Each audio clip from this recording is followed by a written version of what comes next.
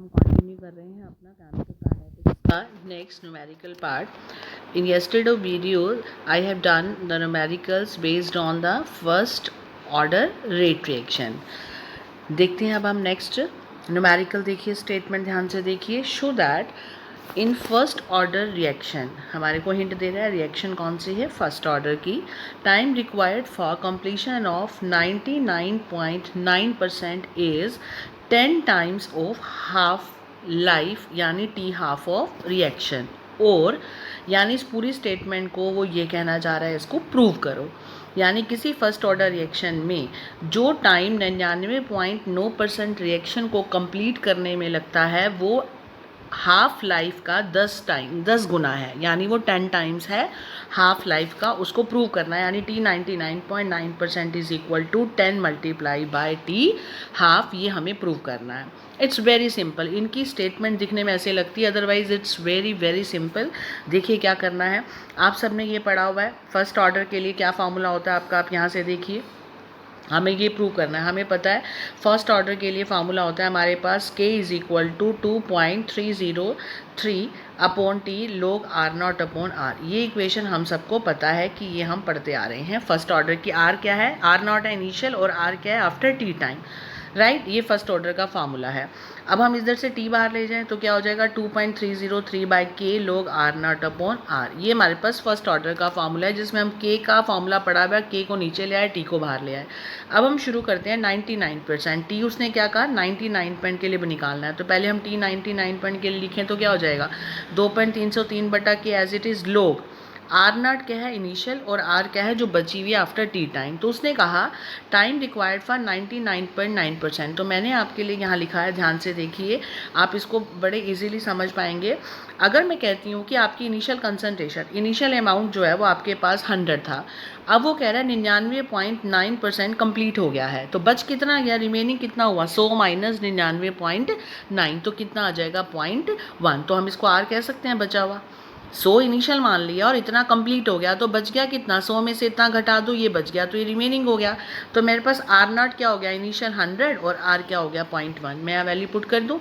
T 99.9 is equal to 2.303 बटा के are not initial 100 और बचा हुआ 0.1. सॉल्व कर दे तो टी 99 किसके बराबर हो जाएगा 2.303 बाई टी log 100 बटा 10 यानी log 1000.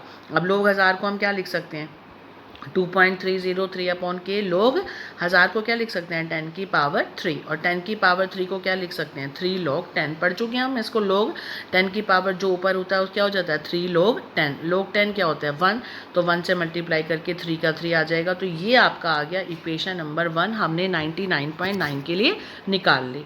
आई थिंक क्लियर है सभी को. एक काम खत्म. उसने क्या कहा था फिर देख लो स्टेटमेंट में, हमें ये प्रूव करना था कि ये जो है इसके बराबर होता है दिस वन. पहले मैंने ये निकाला, फिर मैं ये निकालूंगी और फिर देखूंगी कि क्या ये इसके 10 गुना आता है कि नहीं. कैसे किया मैंने, सबसे सिंपल मैंने क्या उठाया आपका फर्स्ट ऑर्डर का फार्मूला. बिल्कुल सिंपल तरीके से चलना है आपको. फर्स्ट ऑर्डर का रिलेशन उठाया, ये रिलेशन है, टी को बाहर ले आए ताकि हम उसके नीचे 99 लिख सकें. इनिशियल हम 100 मान रहे हैं, 99.9 कंप्लीट होगी तो बचा हुआ 0.1 है. हमने इससे ऐसे निकाल के यहाँ पर पहुँच गए 10 की पावर 3 log 10. अब चलो सेकंड क्या कहता है टी हाफ. टी हाफ क्या हो गया 2.303 by K log R not upon R. T half को मैं 50% लिख सकती हूँ, एक ही बात है. टी हाफ या 50% इज़ द सेम थिंग. तो क्या हो जाएगा 2.303 बटा के log. अब यहाँ आर नॉट किसके बराबर होगा, इनिशियल क्या मानूँ मैं, इनिशियल थी 100 और 50 कंप्लीट हो गई है, तो बच कितनी गई 100 में से 50 के 50, तो रिमेनिंग क्या होगी ये होगी आर और ये हो गई आपकी बेटा आर नॉट. तो आर नॉट हो गया 100 और आर हो गया 50. तो इसको हमने लिख दिया, ये आपका आ गया 100 बन 50.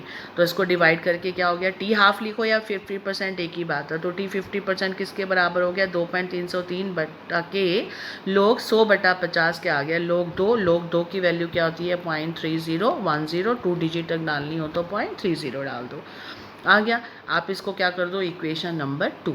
कौन सी वाली को, टी 50 वाली को.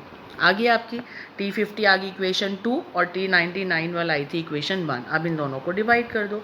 T 99.9 divide by T 50. तो टी 99 की इक्वेशन क्या थी इक्वेशन 1, ये देखो ये थी 2.303 बटा के इंटू 3.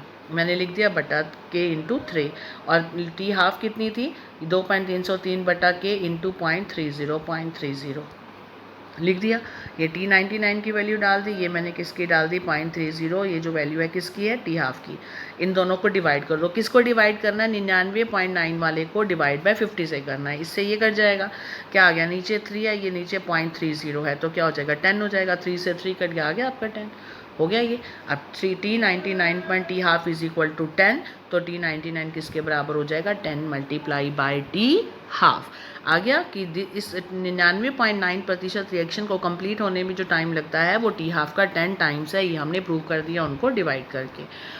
कोई भी आपको पेपर में बेटा न्यूमेरिकल आ जाए, आपको इसी तरीके से करना है।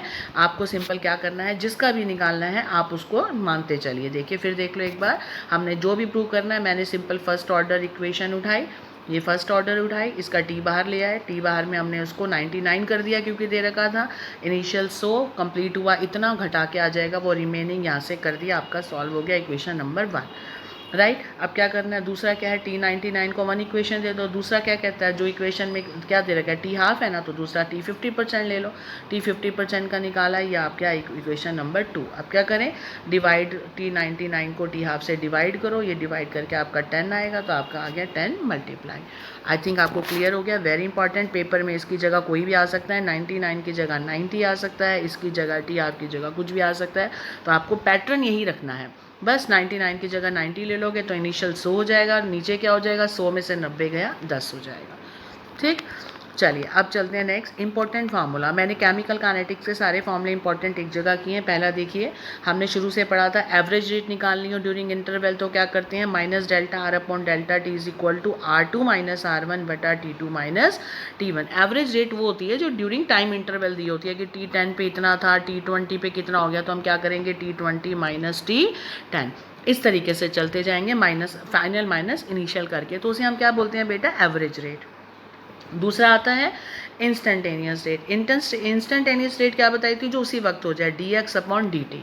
इसके लिए हम डेल्टा नहीं लगाते, इसके लिए हम क्या लगाते हैं, स्मॉल चेंज है ना, तो dx अपॉन dt। ये मैं आपको डिटेल में करा चुकी हूँ, सिर्फ मैंने इकट्ठे करे हैं कि इस चैप्टर में इन 6 का इस्तेमाल हो रहा है। फिर हमने पढ़ा था रेटला इक्वेशन। रेटला इक्वेशन क्या थी, रेट इज इक्वल टू के ए की पावर x और b की पावर y। एक्चुअल पे ना डिपेंड, जो a और b कॉफिशेंट पे ना डिपेंड करके x और y पे डिपेंड करे, उसका हमने कहा था जिन पे रेट एक्चुअल डिपेंड करती है उसे कहते हैं रेटला इक्वेशन। फिर हमने बनाई थी integrated rate law equation zero order के लिए, r is equal to minus K T plus R not, यहाँ से k निकाला था R not minus R upon T. फिर हमने बनाया था सबसे इंपॉर्टेंट, जो सबसे ज़्यादा फॉर्मूले आते हैं पेपर में, वो आते हैं फर्स्ट ऑर्डर के लिए, ये k is equal to 2.303 by T log R not upon R, ये है इनिशियल कंसनट्रेशन, ये है आफ्टर टी टाइम बची हुई रिमेनिंग वाली, और इसको हम कैसे लिख सकते हैं, दूसरा फार्मूला T2 माइनस T1 और R1 अपॉन R2, इसकी ज़रूरत बहुत कम पड़ती है। और ये तो तब फार्मूला है जब आपके कोई भी सॉलिड वगैरह हो, अगर मान लो गैसेस दे दिया जाए, गैसेस के लिए आपका ये पार्ट चेंज हो जाएगा क्योंकि गैसेस का प्रेशर होता है, कॉन्सेंट्रेशन नहीं होती, तो PI upon 2 PI minus PT हम आपको सारा बता चुकी हूँ, डिराइव कर चुके हैं। फिर हमने पढ़ा था टी हाफ का जीरो ऑर्डर रिएक्शन के लिए हाफ लाइफ होता है R नॉट अपॉन 2 के, और उसका फर्स्ट ऑर्डर के लिए होता है टी हाफ 0.693 बटा के। ये आपके 6-7 फॉर्मूले चैप्टर में यूज़ हो रहे हैं, इसी के न्यूमेरिकल्स हमने करने हैं। अगला देखिए न्यूमेरिकल बेटा, एक फर्स्ट ऑर्डर रिएक्शन है, इट हैज़ रेट कांस्टेंट, यानी के आपका गिवन है, K is given. How long will 5 gram of this reactant take to reduce to 3 gram? क्या कहा, एक फर्स्ट ऑर्डर रिएक्शन है जिसका रेट कांस्टेंट गिवन है, हाउ लॉन्ग यानी आपको टाइम निकालना है, टी निकालना है, will 5 gram of this reactant यानी इनिशियल अमाउंट उसका कितना है 5 gram, will take to reduce to 5 gram, कम होके वो 3 ग्राम में कितना रह जाएगी, 5 से 3 ग्राम में आपको वो टाइम निकालना है, किसके लिए, उस फर्स्ट ऑर्डर रिएक्शन के लिए जिसका आपको रेट कांस्टेंट के गिवन है। आपको क्या क्या गिवन है पहले लिखते हैं। फर्स्ट ऑर्डर देखते ही पहले फार्मूला लिख दो, क्योंकि फार्मूले का आधा नंबर आपको बोर्ड में चेकिंग में मिलता ही मिलता है। फर्स्ट ऑर्डर का formula K is equal to 2.303 by T log A upon A minus x लिखो, मैंने तब भी बताया था, कुछ बुक्स में दे रखा है, या आप R नॉट अपॉन R लिखिए, हर टर्म का मीनिंग क्लियर है। R नॉट क्या है, इनिशियल 5 ग्राम है और फाइनल कितनी है 3 ग्राम है। हमें क्या निकालना है, टाइम को बाहर ले आए, time is equal to 2.303 by K कहाँ से आया, ये आपको रेट कांस्टेंट गिवन है, log 5/3। अब इसको सॉल्व करना है। log 5/3 को कैसे लोग सॉल्व करोगे, मैथमेटिक्स में log x अपॉन m को कैसे करते हैं, log x minus log m, same यहाँ करेंगे, log 5 माइनस log 3, ये आपका एज इट इज़ अपॉन के है, log 5 माइनस log 3, log 5 की वैल्यू देख लोगे log टेबल में से और 3 की माइनस कर दोगे, यहाँ से आपका माइनस करके ये आ जाएगा, और जब मल्टीप्लाई करोगे आप इसके साथ इसको, तो आपका आंसर आ गया 4.4 × 10⁻²। तो आपको बेटा ये चीज़ें तो आपने पढ़ी हुई हैं, लोग देखना मैं आपको एक अलग से वीडियो भी भेज चुकी हूँ, तो आई थिंक इसमें प्रॉब्लम नहीं आनी चाहिए। आ गया समझ में। रेट कांस्टेंट दे रखी है, इनिशियल कंसंट्रेशन, फाइनल कंसंट्रेशन, आपको वैल्यू पुट करनी है, हाउ लॉन्ग, तो टी को बाहर ले आओ, बाकी आपका कुछ भी नहीं है। मैंने अलग से लिख दिया है कि log a upon a minus x reduce का मतलब आपको वो कम हो गया, तो ये घटा हुआ अमाउंट ही दिया है, यानी वो आपको r ही गिवन है। ठीक, next, rate constant for first order reaction is 60 second, right, पर सेकेंड इनवर्स। उसने रेट फर्स्ट ऑर्डर की यूनिट में हमने पढ़ा था ना, सेकेंड इनवर्स आती है, इस यूनिट को देख के ही पता चल गया है वैसे तो हमें कि ये फर्स्ट ऑर्डर है। ठीक है, how much time will it take to reduce initial concentration of reactant to its 1/16 value, यानी इनिशियल कंसंट्रेशन तो आपकी R0 है ही है, वो क्या कह रहा है, how much time will it take to reduce initial concentration to its 1/16 value, यानी आपका एक जो रिमेनिंग है, इनिशियल तो फाइनल आपका दे दिया R0 है, तो फाइनल कितनी है, फाइनल कहता है R0 का 1/16, यानी क्या हो गया 1/16 मल्टीप्लाई बाय R0, ये आपका क्या हो जाएगा फाइनल R। आया समझ में। फिर देखिए rate constant first order reaction के लिए गिवन है, how much time will it take, T निकालना है, to reduce initial concentration to 1/16 value, यानी R0 अगर इनिशियल कंसंट्रेशन है तो फाइनल क्या हो जाएगी R0 का 1/16वां हिस्सा, यानी 1/16 ऑफ R0। अब फॉर्मूला लगा दो, k is equal to 2.303/t log R0 upon R first order का। उसने क्या कहा, हाउ मच टाइम, t को बाहर ले आओ, k नीचे, आप ध्यान से देखिए, और लोग R0 अपॉन R, सिर्फ वैल्यू ही डालनी है यहाँ पर, और तो कुछ भी नहीं है, सारी चीज़ इसी को समझने की है जो मैंने अभी आपको बताई है। स्टेटमेंट में आपको K गिवन है, 60 गिवन है, 2.303 पता है, टाइम निकालना था, T को आप ले आए। असली चीज़ क्या है इसकी, क्या कहा था उसने, कितना टाइम लगेगा इनिशियल कंसंट्रेशन जो है उसकी 1/16 पहुंच जाए, तो यानी इनिशियल अगर R0 है तो फाइनल क्या हो जाएगी 1/16 ऑफ R0। मैंने लिख दिया R की वैल्यू 1/16 ऑफ R0। क्लियर है, दिख रहा है सभी को।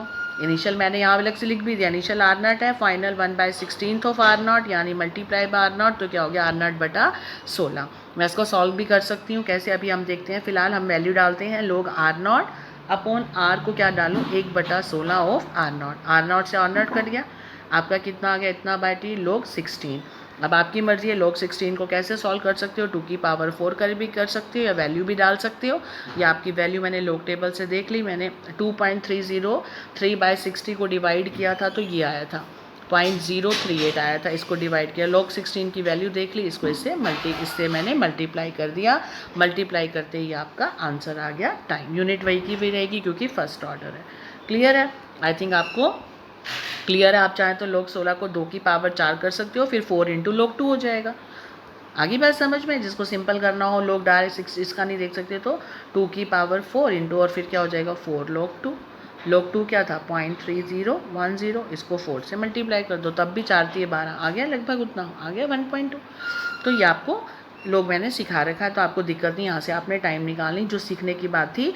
पेपर में कहीं भी आ जाए कितना उसकी 1/16 वैल्यू, 1/18 वैल्यू, 1/20 वैल्यू, तो याद रखना हमेशा R0 की देखिए कि वो जो वैल्यू है वो 1/10 ऑफ R0 है, तो वो R0 की क्या हो जाएगी मल्टीप्लाई में, R0 × 1/10। जैसे यहाँ 16 दे रखी है, कुछ भी आ सकती है, आपको पैटर्न यही फॉलो करना है जो मैंने किया है। R0 से R0 कट जाएगा और 16 ऊपर चला जाएगा, 1/16 से 16 रह जाएगा, 16 को आप इसको सॉल्व कर लो 2 की पावर 4। नेक्स्ट देखिए, अब उसी टाइप का एक मैंने न्यूमेरिकल लिया, आई थिंक आप खुद कर लेंगे। Time show that for first order reaction, time required for completion of 99% of reaction is twice the time required for completion of 90%, यानी आपको प्रूव करना है T 99% किसके बराबर है, 2 times of T 90%।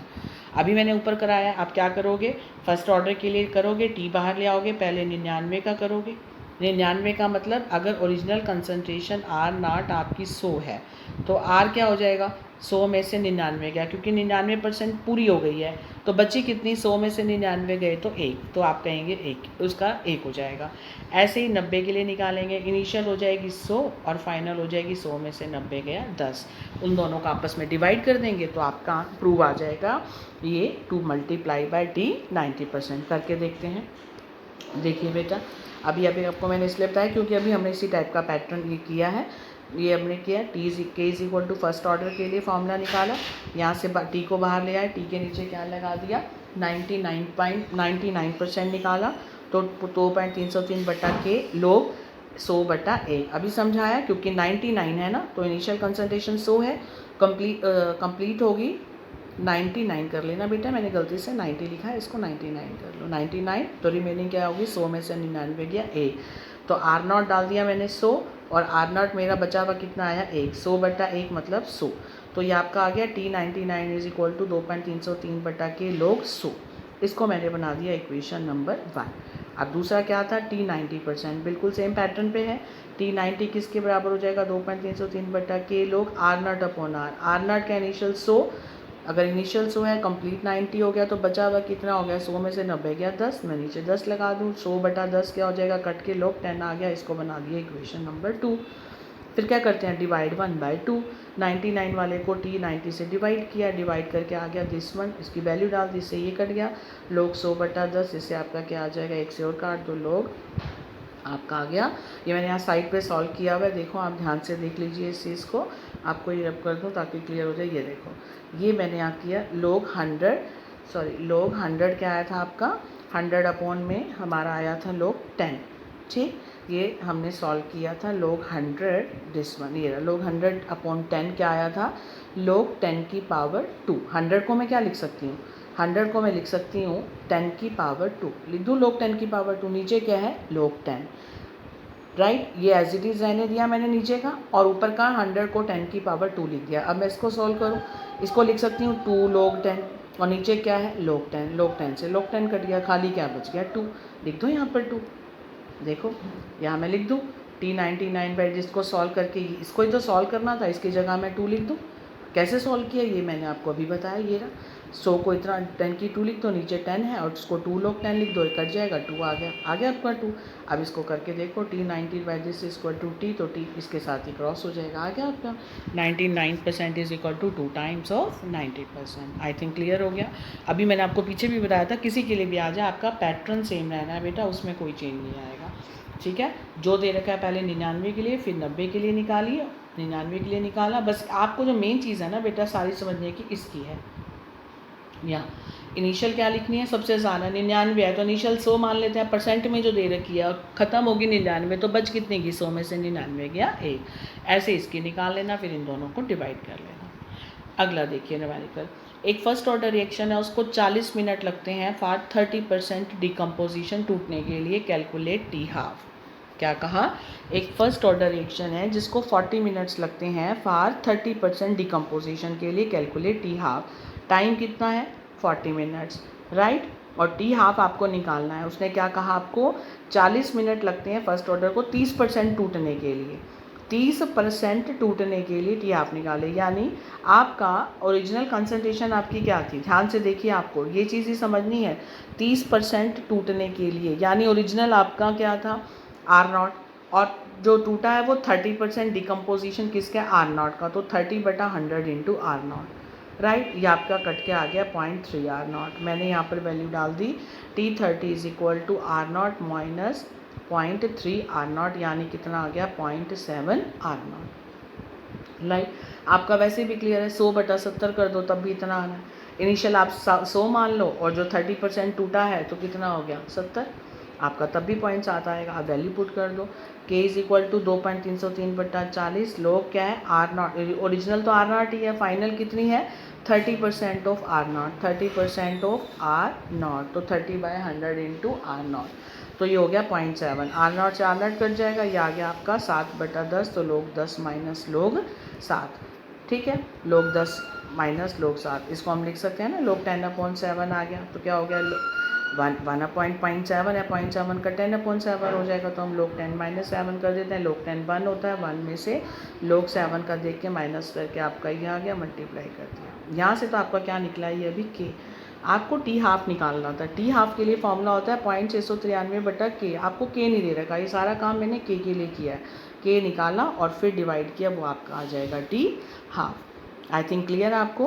फिर देख लो आपको न्यूमेरिकल, एक फर्स्ट ऑर्डर रिएक्शन को 40 मिनट लगते हैं 30% डिकम्पोजिशन के लिए। टी हाफ निकालिए। जब मैं टी हाफ निकालूंगी, टी हाफ के फॉर्मूले में 0.693/k है, मेरे पास के ही नहीं है, तो सबसे पहले के निकालूँ। के लिए मेरे को पता है फर्स्ट ऑर्डर का फॉर्मूला क्या होता है।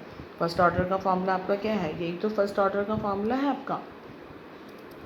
ध्यान से देखिए, फर्स्ट ऑर्डर क्या है, this one, k is equal to 2.303/t log r0/r। अब यहाँ पर आपको ये k अब क्या है, k is equal to 2.303/t लगा दिया, ठीक, log है। असली चीज़ क्या है, r0/r। ये चीज़ समझनी है, और इस चीज़ को समझने के लिए स्टेटमेंट देखना। उसका 40 मिनट क्या लग रहा है उसको, 30% डिकम्पोजिशन के लिए। अब हमें ये नहीं पता, या तो ओरिजिनल मान लो 100 है, तो बचा हुआ क्या हो जाएगा, 100 में से 30 गया 70। आगे बात बिल्कुल सेम पैटर्न वाला कर लो, 100/70 कट गया, 10/7, ये क्या हो गया, log 10/7, तो log 10 माइनस क्या आ जाएगा 7, 10 1 और 7 ही। बिल्कुल सिंपल कंसेप्ट है, एक ही चीज़ कंसेप्ट में रखो। जब 30% टूट रही है, जब परसेंट दे रखा है तो मैं मान सकती हूँ ना ओरिजिनल 100 रहा होगा और 30% टूट गया, तो 100 में से 30 गया, कितना हो गया 70। इसको काट दिया, पहुँच गए वहीं के वहीं, log 10/7। आप ये R0 की फॉर्म में यहाँ नहीं लेना चाहते तो मत लो, आप इसकी इस पैटर्न की मैंने इसलिए कराया क्योंकि कुछ बुक्स में ऐसे दे रखा है 30% उसको डिकम्पोज कर रखा है तोड़ के, यानी R0 का 30% दिखा रखा है। इसलिए मैंने आपको ये मेथड भी बता दिया कि पता होना चाहिए। ये मैंने लिख दिया यहाँ पर 0.3R। इस तरीके से चलेंगे तब भी आएगा, जो मैंने आपको शुरू में बताया इनिशियल, और वो जो से उसमें से 30% टूट गया, तो 30 टूट गया तो 70 बच गया, तो log 100/70 से कट के आपका आ जाएगा log 10/7, ये आपका आ गया। अब के आ गया तो टी हाफ होता है 0.693/k, और के की वैल्यू पुट कर देंगे, आपका आंसर हो गया दिस मिडनाइट।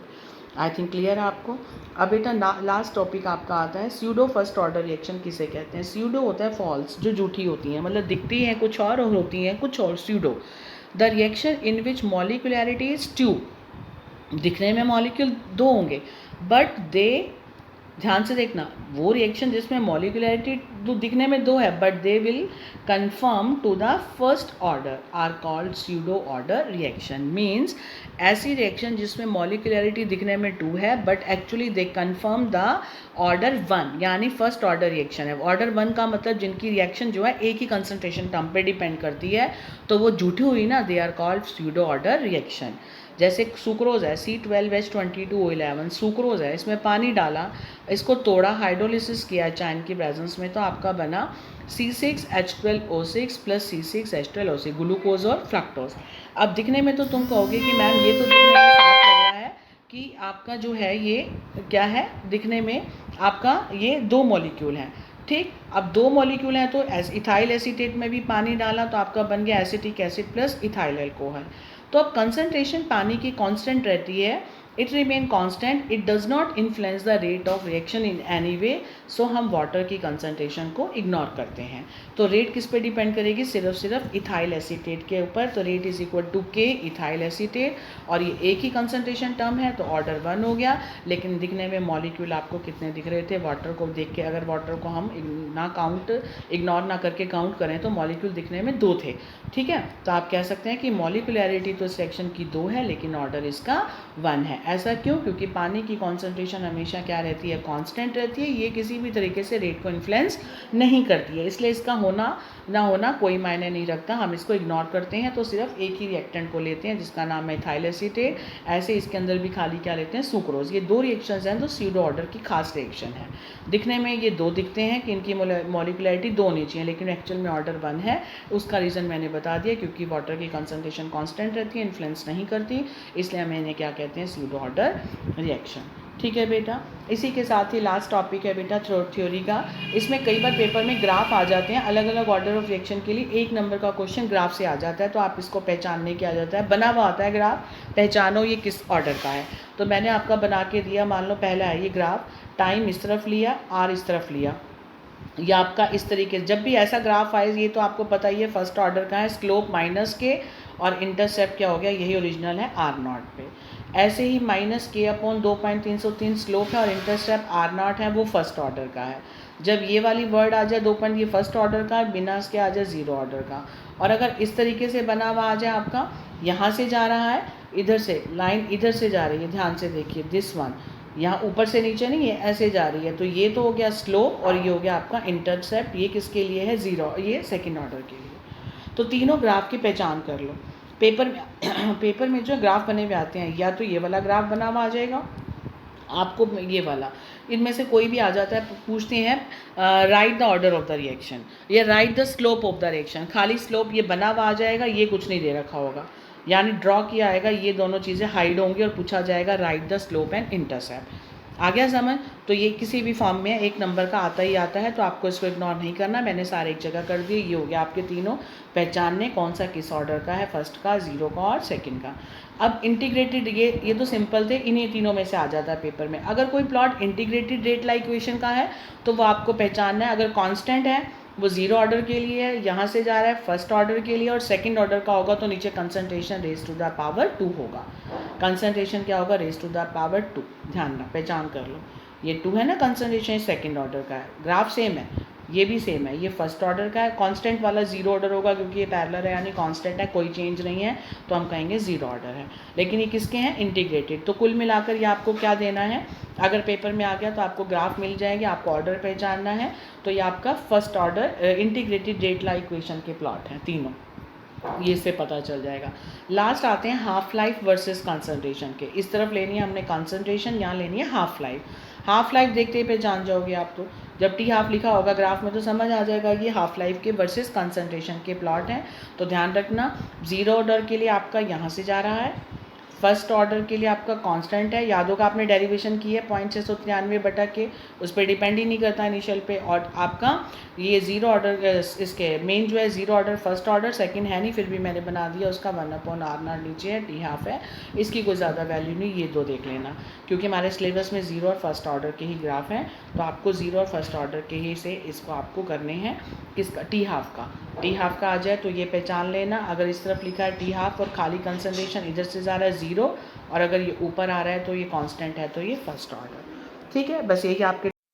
अब इसके एक दो टॉपिक ऐसे हैं जो जनरल से हैं, हम उसको डिस्कस कर लेते हैं, क्योंकि इससे रिलेटेड न्यूमेरिकल्स तो हमारे कट चुके हैं, लेकिन ये क्वेश्चन थ्योरेटिकल हमसे पूछे जा सकते हैं। जैसे कंसेप्ट है activation energy and threshold energy, right. Activation energy और थ्रेशोल्ड एनर्जी आपने पहले भी पढ़ा हुआ है 11th क्लास में।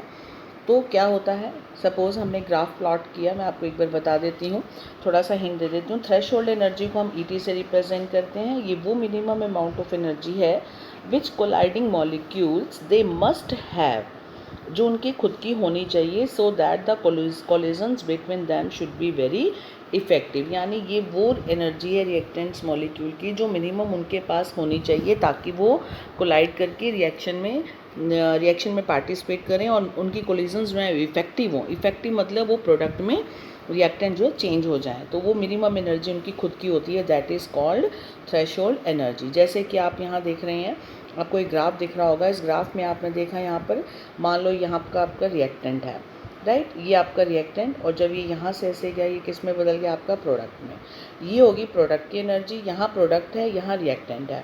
तो ये जो टोटल एनर्जी है, ये रिएक्टेंट की उसकी थ्रेशोल्ड एनर्जी है जो होनी चाहिए, और जो उसको मिनिमम रिक्वायरमेंट है कि तभी वो रिएक्टेंट प्रोडक्ट में बदलेगा। बट अब वो यहाँ से यहाँ गया और फिर यह नीचे आया, जो ये हम बाहर से एक्स्ट्रा एनर्जी उसको सप्लाई करते हैं, that is called activation energy. दोनों में फ़र्क है। थ्रेशोल्ड एनर्जी तो वो एनर्जी है जो उनकी खुद में होनी चाहिए, जो कि आपको दिख रही है, ये कंप्लीट ईटी है। और एक्टिवेशन एनर्जी क्या है, it is the minimum extra amount of energy which the reactant should absorb from outside, so that their energy become equal to threshold energy. मतलब ये एक्टिवेशन एनर्जी हम बाहर से देंगे, जो रिएक्टेंट एब्जॉर्ब कर लेगा और उसको एनर्जी को उनकी थ्रेशोल्ड एनर्जी के बराबर पहुंच जाएगा। यानी उसको जो रिएक्शन को स्टार्ट करने के लिए कुछ ना कुछ हेल्प जो बाहर से चाहिए होती है एनर्जी, उसे हम क्या बोलते हैं, एक्टिवेशन एनर्जी, EA, राइट। तो ये अगर पेपर में एक नंबर में पूछ लें what do you mean bye activation and threshold energy, तो ये आपको थोड़ा सा इसकी नॉलेज के लिए है। बाकी हमारे टॉपिक इसके रिलेटेड जो है वो हमारा नहीं है, कंसेप्ट हमें नहीं करना है एक्टिवेशन एनर्जी का, डिलीट हो गया है। तो ये हमने ग्राफ प्लॉट किया है, पोटेंशियल एनर्जी और रिएक्टेंट से प्रोडक्ट बदलता है। तो ये वो अमाउंट है एक्स्ट्रा एनर्जी का जो उसको चाहिए ताकि वो एक्टिवेटेड कॉम्प्लेक्स, इंटरमीडिएट कॉम्प्लेक्स जो ऊपर बना है यहाँ से यहाँ तक आया, प्रोडक्ट बनने के लिए उसको इस एनर्जी बैरियर को क्रॉस करना है और उसके लिए जो एनर्जी सप्लाई करते हैं बाहर से एक्टिवेशन एनर्जी है, और ये टोटल क्या कहलाती है उसकी थ्रेशोल्ड एनर्जी। और कैटलिस्ट का क्या इफेक्ट होता है, अगर पूछ लें what is the effect of catalyst on rate of reaction, आप सभी शुरू से पढ़ते आ रहे हैं छोटी क्लासेस से। कैटलिस्ट सिर्फ रेट ऑफ रिएक्शन को इंक्रीज़ करता है, रिएक्शन में पार्टिसिपेट करता है लेकिन कंज्यूम नहीं होता, वो रीजनरेट होता है, मतलब पार्टिसिपेट करता है वापस बाहर आ जाता है। जैसे ए से बी बना, रिएक्शन में कैटलिस्ट सी ऊपर है, वापस सी बाहर आ जाएगा, ठीक है। इसे बोलते हैं रीजनरेट होना, कंज्यूम नहीं होता, सिर्फ मदद करके इसकी स्पीड को बढ़ा के आ जाता है। तो अभी हमने जो ग्राफ पढ़ा, हमने इसमें क्या देखा था कि उसको एक्टिवेशन एनर्जी सब चाहिए होती है। अगर मान लो मैं ये रिएक्शन मैंने कंपैरिजन कर रखा है, ये आपका रिएक्टेंट है और ये प्रोडक्ट है। अगर ये रिएक्शन जो है बिना कैटलिस्ट के थी तो ये ग्राफ इस तरीके से था, राइट बेटा, यानी उसको एक्टिवेशन एनर्जी यहाँ से लेकर यहाँ तक चाहिए थी। लेकिन जैसे ही कैटलिस्ट डाला तो इसका ग्राफ इस तरीके का आ गया, यानी उसकी रिक्वायरमेंट एक्टिवेशन एनर्जी की कम हो गई। मीन्स अगर हम कैटलिस्ट डालते हैं किसी रिएक्शन में तो उससे क्या होगा, रिएक्शन की स्पीड बढ़ जाएगी, रिएक्शन प्रोडक्ट में जल्दी बनेगा, तो उसको एक्टिवेशन एनर्जी जो सप्लाई बाहर से चाहिए वो बहुत कम चाहिए, तो कम एक्टिवेशन एनर्जी चाहिए। अगर हम कैटलिस्ट डालते हैं रिएक्शन में तो क्या काम करता है, वो एक्टिवेशन एनर्जी की रिक्वायरमेंट को कम कर देता है, उससे जल्दी रिएक्शन ख़त्म हो जाती है, प्रोडक्ट बन जाते हैं, यानी रेट ऑफ रिएक्शन या स्पीड ऑफ रिएक्शन इंक्रीज हो जाती है। तो यही इफेक्ट हुआ कैटलिस्ट का। Catalysts participate in chemical reaction by forming the temporary bond with the reactant molecule and they form the intermediate complex which again decompose to give you the product. So what is the function of catalyst? Catalyst reduce, ये main बात है जो ये point underline करने का है। Catalyst reduce या decrease the activation energy and increase the rate of reaction. Catalyst सिर्फ एक्टिवेशन एनर्जी की रिक्वायरमेंट को कम कर देता है जिससे रिएक्शन जल्दी हो जाती है, यानी स्पीड बढ़ जाती है। फॉर एग्जांपल आपके दो रिएक्टेंट है ए और बी, आपने उसमें कैटलिस्ट मिलाया तो कैटलिस्ट पहले इनके साथ मिलकर बॉन्ड बनाएगा, ए के बीच में ये सी इनके बीच में बॉन्ड बना, इसे हम बोलते हैं इंटरमीडिएट कॉम्प्लेक्स। लिखा है मैंने, ये इंटरमीडिएट स्टेज है। उसी वक्त ये डिकम्पोज होकर क्या बना देगा, ए बी नाम का प्रोडक्ट, और कैटलिस्ट वापस रीजनरेट हो गया। बहुत इंपॉर्टेंट बात है, कैटलिस्ट वापस आना ज़रूरी है क्योंकि वो कंज्यूम नहीं होता, वो सिर्फ इक्विलिब्रियम को अटेन करने में, रिएक्शन को जल्दी करने में, इन कामों में मदद करता है। मैंने लिखा भी है यहाँ पर, एक नंबर का कई बार पूछ लेते हैं, रिमेंबर करके मैंने पॉइंट लिखा है, catalyst does not change the equilibrium point of reaction, it helps to attain the equilibrium faster, right? सिर्फ उसको फास्ट जल्दी कवर अप करता है। अब आता है क्वेश्चन, कुछ आए हुए हैं इंपॉर्टेंट, मैंने इसी में कवर किया। What do you mean by mechanism of reaction? A series of steps given to explain overall reaction. किसी रिएक्शन को एक्सप्लेन करने के लिए उसके जो स्टेप्स हैं, स्टेप 1 में ख़त्म हो रही है, 2 में, 3 में, कितने स्टेप्स में वो रिएक्शन ख़त्म हो रही है, उन सीरीज़ ऑफ स्टेप को उसका हम क्या कहते हैं, मैकेनिज़्म। और मैं आपको पीछे भी बता चुकी हूँ, अगर कई स्टेप्स हैं तो उनमें लिखा होगा कोई स्लो है कोई फास्ट है, हमें फास्ट से लेना देना नहीं है, फास्ट को भूल जाओ, हमें सिर्फ किससे मतलब है, स्लो स्टेप से, क्योंकि स्लो स्टेप ही क्या होता है, रेट डिटरमाइनिंग स्टेप होता है। फॉर एग्जाम्पल आपकी इक्वेशन है ये, 2N2O5 से 4NO2 + O2 बनता है, रेट ला इसका गिवन है, रेट ला गिवन है, rate of reaction is equal to K N2O5, आपको रेट ला गिवन है। उसने पूछा what is the mechanism of this reaction. अब आपको खुद ही समझ आना चाहिए, आपको रेट ला निकालना नहीं है, आपको रेट ला गिवन है, अब आपको उल्टा बताना है, मैकेनिज्म बताना है। तो आप बता सकते हैं कैसे, देखो अगर हमें रेट ला पता है और ये हमें आइडिया है, मैंने आपको पीछे समझाया ऐसे चैप्टर में कि स्लो स्टेप से ही रेट पता चलती है, इसका मतलब ये जो रेट ला है स्लो स्टेप से निकाली गई है, और स्लो स्टेप के अंदर एक ही रिएक्टेंट होगा, तभी तो रिएक्टर जो है वो एक ही रिएक्टेंट पे डिपेंड करती है। इसका मतलब इस रिएक्शन के 2 स्टेप बनेंगे, मैकेनिज्म 2 में होगा, एक स्लो स्टेप एक फास्ट स्टेप। सबसे पहले हम स्लो स्टेप लेते हैं जिसमें N2O5 को तोड़ते हैं, क्योंकि रिएक्टेंट स्लो स्टेप में एक है और वो N2O5 है। तो मैंने स्टेप नंबर 1 क्या लिखा, N2O5 को तोड़ा, NO2 प्लस NO3 में इसको स्लो लिख दिया। इससे मुझे हिंट मिला था कि ये एक ही रिएक्टेंट है, तो मैंने ले लिया। अब मैंने देखा कि मेरी रिएक्शन के अंदर N2O5 2 हैं और मेरा एक कंज्यूम हुआ है, और यहाँ पर 4 NO2 है, O2 है, NO3 कहीं नहीं है। इसका मतलब NO3 जो है इंटरमीडिएट का काम करेगा। NO3 इंटरमीडिएट है, तभी तो कहीं भी प्रोडक्ट में नहीं है, तो इसका मतलब बीच में बनता है, इंटरमीडिएट है, तो इसको जाना पड़ेगा, कैंसिल होना पड़ेगा। तो अब हमारे पास क्या है, N2O5 2 हैं, तो इसका मतलब स्टेप नंबर 2 में मुझे कहीं ना कहीं N2O5 दोबारा लेना है। या NO2 एक बना था, जबकि मेरी रिएक्शन में टोटल NO2 4 हैं, तो मैं यहाँ 3 और ऐड कर दूँ, 3 बनने ज़रूरी है। तो मैंने क्या किया, NO3 को कंबाइन किया N2O5 में स्टेप नंबर 2 में, तो ये 3 NO2 और O2 में टूट गया। अब NO3 से NO3 कैंसिल, इंटरमीडिएट चला गया, दोनों को कंबाइन कर दो, ये 2 हो गए, 2 N2O5 थे रिएक्शन में भी, NO2 3 और 1, ये टोटल कितने हो गए, 4 और O2। अब ओवरऑल को कंपेयर करो, ओवरऑल बिल्कुल सेम आ गई इसकी तरह। ठीक है, तो मतलब हम रिएक्शन को देखकर, उसकी रेट लॉ इक्वेशन को देखकर मैकेनिज्म भी बता सकते हैं। कैसे बता सकते हैं, आपको ये पता होना चाहिए, रेट हमेशा स्लो स्टेप देता है, और स्लो स्टेप में के आधार पर अगर ये रेट है तो उसमें एक ही रिएक्टेंट है, तो हमने स्लो स्टेप में अपना एक ही रिएक्टेंट बनाया, इसको तोड़ा। रिएक्शन में कहीं भी NO3 नाम की चीज़ नहीं है, इंटरमीडिएट है। इसका मतलब स्टेप नंबर 2 में आए, N2O5 2 थे तो दोबारा लिया, इसको ऐड किया, और ये हमारा बन गया, हमने ऐड कर दिया। तो इससे हमें पता चल गया NO3 इंटरमीडिएट है, इसीलिए हम इसको दिखा सकते हैं कैंसिल करते हुए। अगला देखिए, आपको मैकेनिज्म दे रखा है। सेकंड क्वेश्चन किस टाइप का आता है, ये आपको मैकेनिज्म गिवन है, एक ये, ध्यान से देखना। 2NO plus O2 2NO2, NO plus O2 K इसका इक्विलिब्रियम कांस्टेंट है, NO3 ये फास्ट स्टेप है और ये वाला स्लो स्टेप है। उसने पूछा है right the rate law and order for the reaction. अब आप बताइए रेट लॉ किसके आधार पे बताते हैं, स्लो स्टेप। फास्ट को हमें भी लेना नहीं है, हमें स्लो स्टेप से रेट लॉ बताना है। तो रेट क्या हो जाएगा, dx/dt is equal to K2। मैंने K2 क्यों लिया, क्योंकि यहाँ पर K2 दे रखा है। K2 स्लो स्टेप में कितने हैं रिएक्टेंट, NO3 और NO, मैंने दोनों की कॉन्सेंट्रेशन ले ली। ये आपका पहला पार्ट सॉल्व हो गया, rate law is given by slow step. अब वो कहता है ऑर्डर ऑफ रिएक्शन बताओ। ऑर्डर ऑफ रिएक्शन में तुम्हें क्या बताना है, NO3 की और NO की पावर बतानी है, यही तो रिएक्शन ऑर्डर बताएगी। अब मुझे नहीं पता NO3 के मोल्स कितने हैं, NO के कितने हैं, लेकिन मुझे ये पता है इस रिएक्शन स्टेप नंबर 1 में मैं NO3 निकाल सकती हूँ। कैसे, क्योंकि मुझे इक्विलिब्रियम कांस्टेंट K दिया हुआ है। तो मैं फास्ट वाले स्टेप से क्या करूँगी, K ले लूँगी।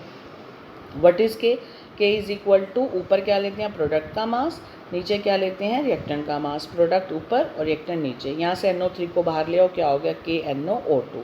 NO3 की वैल्यू आ गई, इस NO3 की वैल्यू को इसकी जगह पुट कर दो।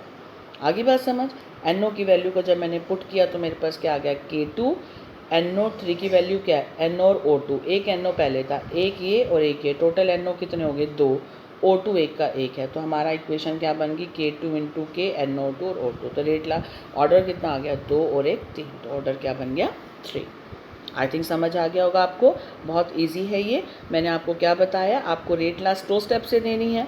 अगर ऑर्डर निकालना है तो ऑर्डर के केस में हमें पहले वाले स्टेप में, यहाँ पर ध्यान से मैं इसको क्लियर कर देती हूँ, पहले वाले स्टेप में आपको इसकी वैल्यू डालनी पड़ेगी और इसके लिए आपको फास्ट स्टेप का मदद लेना पड़ेगा, वहाँ से K निकालना पड़ेगा।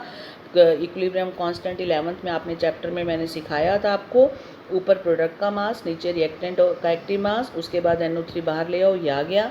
अब इस NO3 की वैल्यू को आप पहली इक्वेशन रेट लॉ में पुट कर दो। यहाँ से NO दिख गए 2 और एक ये टोटल ऑर्डर कितना हो गया बेटा 3। ठीक है, अब ये क्वेश्चन 1 नंबर में आ गया, what is the effect of adding catalyst on activation energy, on delta G of reaction, delta H of reaction, equilibrium constant. इन चारों पे अगर हम कैटलिस्ट ऐड करते हैं तो क्या फ़र्क पड़ता है, हमने अभी पढ़ा है।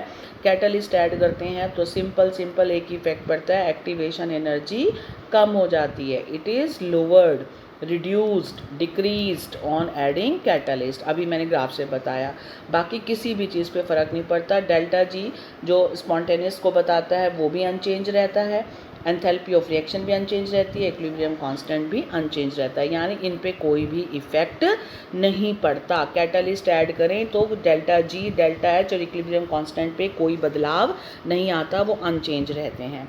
क्लियर, सिर्फ एक्टिवेशन एनर्जी कम होती है। अगला क्वेश्चन आया हुआ है, एक्टिवेशन और थ्रेशोल्ड को बताओ, कर सकते हैं आप। अगला question, how catalyst act according to intermediate theory.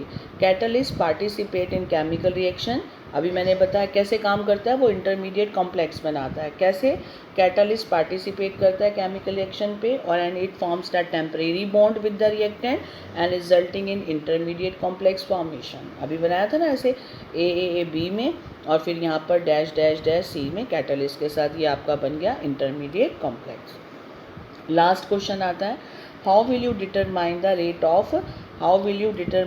Rate of reaction, rate law of the reaction, ये आपको गिवन है। देखो 2NO2 + O2 इससे रेट लॉ बतानी है, तो रेट किसके बराबर होगी, यहाँ से रेट बराबर होगी K, it is equal to K NO की पावर 2 और O2 की पावर N। एक नंबर का आसान था, इससे आपको रेट लॉ बतानी, ठीक है। उसके बाद आपको क्या करना है, अगला क्वेश्चन नेक्स्ट देखिए question 2H2O2 hydrogen peroxide 2H2O2 arrow पे क्या लगाना है 2 वाटर + O2। इस एरो के ऊपर दो चीज़ें लगी हुई हैं, एक तो एल्केलाइन मीडियम है OH नेगेटिव, ठीक है, और एक I नेगेटिव नाम का कैटलिस्ट है। इसने कहा this reaction occurs in 2 step, आपको स्टेप भी दे रखे हैं slow and fast. Write the rate law expression and order of the reaction with respect to H2O2। ध्यान से देखिए, एक तो रेट लॉ बताना है इसके लिए और ऑर्डर बताना है विद रिस्पेक्ट टू H2O2। तो सबसे पहले हम क्या करें, स्लो स्टेप से रेट पता चलती है, तो rate is equal to K, ये हमारा स्लो स्टेप है। इसमें दो रिएक्टेंट है, दोनों की कंसंट्रेशन ले लो, आगे K लगा दो, ये आपका आ गया रेट लॉ एक्सप्रेशन। उसके बाद उसने क्या कहा, ऑर्डर ऑफ रिएक्शन बताइए विद रिस्पेक्ट टू H2O2। अब H2O2 के विद रिस्पेक्ट में ऑर्डर बताना है, तो आप क्या कहेंगे, इसी रिएक्शन को देख के बताएंगे। हमने इस रिएक्शन को देख के सिर्फ ऑर्डर लिखा है 1, क्यों, क्योंकि I नहीं लिखा। I क्यों नहीं लिखा, इसका कारण देखिए, आपके इस रिएक्शन में कहीं पर भी ये जो रिएक्शन दे रखी है जिसका मैकेनिज्म की हम बात कर रहे हैं, इसने कहीं पर भी I प्रोडक्ट में नहीं बन रहा, I एरो पे लिखा है। जब कभी I एरो पे लिखा जाए तो वो कैटलिस्ट है, और मैंने बताया था कैटलिस्ट कभी भी कंज्यूम नहीं होता, कैटलिस्ट रीजनरेट होता है। मैंने लिख दिया है it act as catalyst, so regenerate means it is not consume, इसीलिए रेट इस पर डिपेंड नहीं करेगी। तो order with respect to H2O2 1 रहेगा। रेट निकालनी तो आपको आ गई, रेट निकालनी तो बहुत आसान है आपकी। कैसे रेट निकाली, स्लो स्टेप ढूंढ लो, फास्ट को भूल जाओ, आपको कोई दिक्कत ही नहीं है। आपने क्या किया, ये आपको रिएक्शन दे रखी है, इस रिएक्शन के अंदर ध्यान से देखिए, आपको रिएक्शन के एरो के ऊपर I दे रखा है, प्रोडक्ट में कहीं पर भी I नहीं है, ठीक है ना, और स्लो स्टेप दे रखा है। फास्ट को भूल जाओ, स्लो स्टेप में 2 है, हमने दोनों से रेट लॉ एक्सप्रेशन निकाल दिया। Order with respect to H2O2 क्या होगा 1, क्योंकि इसके अंदर रेट लॉ में हमने इसको कहाँ गायब कर दिया, हमने क्या किया, इसमें इसको काउंट कर लिया, ऑर्डर विद रिस्पेक्ट टू 1 इसको भूल गए, क्यों, क्योंकि I क्या है, कैटलिस्ट है, राइट। अगर मैं पूछूं I कैटलिस्ट है तो IO3 क्या है, ये जो बन रहा है IO3 क्या रहा होगा, इंटरमीडिएट। क्यों, क्योंकि आपके इस रिएक्शन में ध्यान से देखिए कहीं पर भी IO3 इसके अंदर है ही नहीं। यही मेन रिएक्शन है जिसके मैकेनिज्म वो दे रहा है। इसमें ना तो I है, वो कैटलिस्ट के रूप पे है क्योंकि एरो पे, और IO3 भी नहीं है, तो वो किसका काम करेगा, इंटरमीडिएट का। तो मेन चीज़ें तो यही होनी चाहिए ना, बाकी इसको छोड़कर वो सब चीज़ें इंटरमीडिएट हैं। ओके, आई होप आपको ये क्लियर हो गया होगा। इसी के साथ ही बेटा हमारी यूनिट अब फिनिश होती है। अब हम करेंगे इसके लास्ट में NCERT एक्सरसाइज।